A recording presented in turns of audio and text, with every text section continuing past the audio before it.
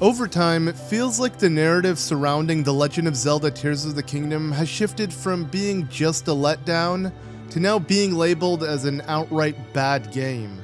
However, I don't believe that was ever the main argument from myself or others who criticized the game. It's kinda odd how everyone seems to suddenly hate on it, with even many claiming that Breath of the Wild was overall a better game. But are we being serious? Or is that just nostalgia because Breath of the Wild came first? Like, how in the world is Tears of the Kingdom a worse game than Breath of the Wild? It does everything the game did, and more.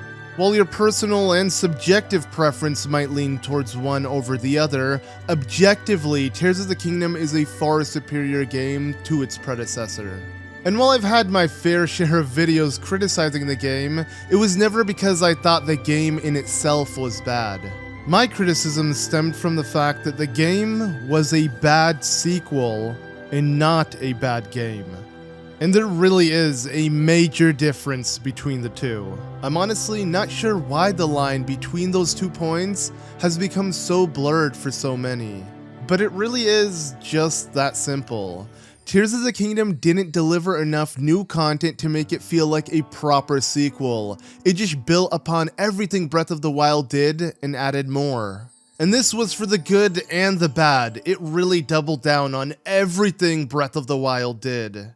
And before the obvious response of, isn't that what a sequel is supposed to do? Well, yes, but not to this extent. Tears of the Kingdom really feels like Nintendo just hit the reset button and gave us a rehash of Breath of the Wild with some added features above and below. Get it?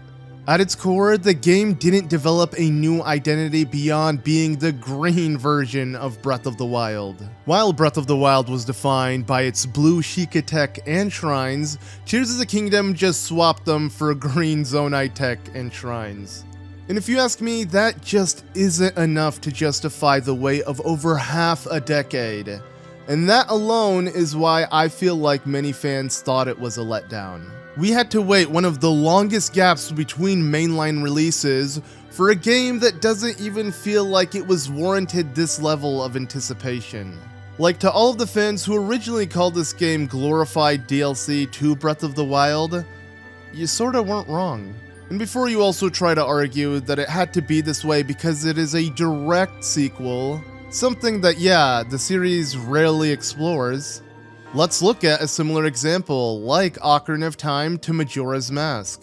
Those games may have used the same engine, graphics, and overall mechanics, but at the end of the day, Majora's Mask was a far different experience from Ocarina of Time with a completely different vibe and theme to it. Not only did Majora's Mask introduce new gameplay elements like the transformation masks that completely overhauled the experience, but what truly separated the two was the game's world. It also changed. We went from exploring Hyrule to now Termina, which that alone provided all the fresh content needed to consider it a new game. And for a game like Breath of the Wild and Tears of the Kingdom, where it's all about exploring its overworld, reusing that same overworld isn't what a sequel should be. Hell, I'll give you another example, like Phantom Hourglass to Spirit Tracks. While not direct sequels, they follow a very similar gameplay style. The biggest difference, though, is, again, the world you explore. You go from exploring the sea in one game to exploring the land by train in the other. And that is what gives each of these games its own identity. Yeah, the art style, mechanics, and overall feel of the game are similar to one another, but the overall objective and world you explore are completely different. But hey, come on, let's try an even closer example so you don't think I'm just reaching here. What about A Link to the Past and A Link Between Worlds? While again not direct sequels, the premise is similar enough. Hell, you even explore the same overworld. But the contrast between these two games is night and day. Or should I say dark and light? Or why not even high and low? Get it? What I mean by that is the addition of Lorule in opposed to Hyrule in A Link Between Worlds, as Link literally traverses between worlds. On top of doing that through the ability of turning into a frickin' painting, this game oozes a completely different charm than A Link to the Past. And let's not forget that this game came out decades after A Link to the Past that uses a completely new art style that reimagines A Link to the Past in a completely new way. So even if you use that argument of you explored the same overworld, there was just enough to make that game feel completely different than A Link to the Past. Unlike how, again, Breath of the Wild and Tears of the Kingdom are almost identical. And yeah, while I know they added the depths in the sky, those are completely underbaked concepts and don't hold a candle to how dense Hyrule actually is. So if the bulk of the fun is to explore Hyrule in Tears of the Kingdom, but you already did that in Breath of the Wild, it doesn't feel new even if the upheaval changed it up a bit. Outside the extremely underappreciated and underutilized Zonai tech that Nintendo wanted to add as a new feature in Tears of the Kingdom, there just wasn't enough going for it to want to re-explore that same Hyrule again, especially when the main objective is just locating shrines again. That was the crux of the issue with Tears of the Kingdom. It just doesn't have an identity beyond being the green version of Breath of the Wild. Like after being teased way back in 2019 and delayed multiple times with unprecedented hype as it is the sequel to Breath of the Wild, one of the greatest games of the last decade, it just didn't live up to the hype. So if you want to blame it on the fans for overhyping themselves, fine. But you also can't blame them for being disappointed when the game didn't meet those expectations. And while I get it seems almost impossible to try to outdo what Breath of the Wild did to gaming, again though, no matter how good the game was, just pressing the reset button and adding more to it is not the way to go. Like off the top of my head, I can think of so many different ways Nintendo could have went towards the sequel to make this game feel new and give it its own identity.